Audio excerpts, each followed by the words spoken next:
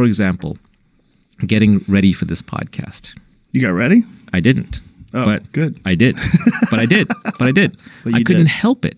And what happened was the few days leading up to this, my mind was just running. And normally my mind is pretty calm. And it was just running and running and running. And every thought I would have, I would imagine me saying it to you. My brain couldn't help but rehearse what it's doing. It's just rehearsing all the time to talk to you. And then I was even telling you about the rehearsal, right? So it was all playing all these meta games. And I was just like, shut up, stop it. What is going on? And it took me a while to figure out, oh yeah, you know what it is?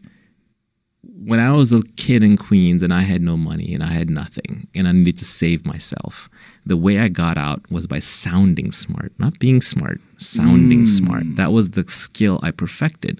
So I am hardwired to always rehearse things so I will sound smart. It's a disease. It keeps me from being happy. But when you see that, when you realize that, when you understand something, then it naturally calms you down. So after that, I stopped rehearsing as much. Wow. But it's still a trained habit. That is a really interesting point, that you want to sound smart.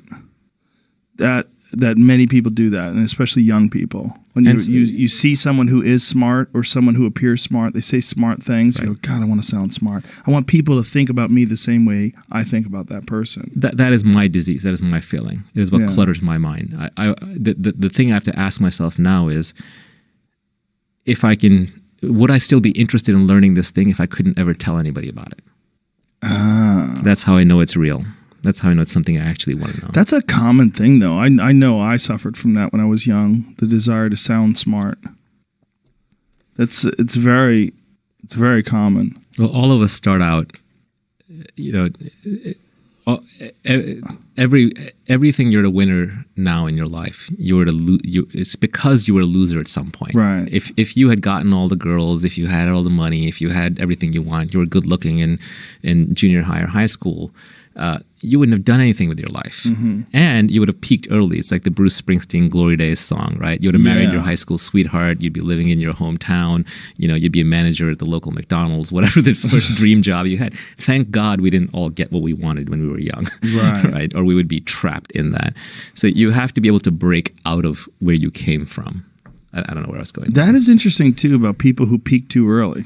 Yeah. Or maybe those people that peak too early can do the Elon Musk thing and just abandon it and start something new, and then learn the joys of sucking at something. Yeah, and actually, in our professions, especially when you're high visibility, the problem with peaking is that you then get drowned in death of 1,000 cuts. People have expectations of you. Hey, Joe, can you come to my event? Hey, Joe, can you look at my business plan? Hey, Joe, can you give me advice on this? Can you talk to my friend? Can you come in this podcast? You're just being assaulted all the time with inbound opportunities. So you have no time to start over with anything. So you have to ruthlessly disappoint everybody, eliminate and clear your schedule, drop all the meetings, not even respond to the emails. It's the only way you're going to be able to start over with anything.